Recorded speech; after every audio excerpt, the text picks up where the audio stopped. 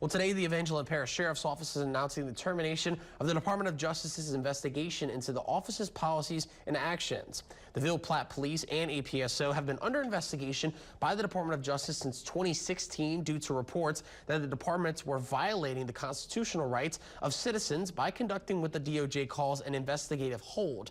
That's a practice involving the detaining and booking of a person into a jail despite not having enough evidence to lawfully arrest them.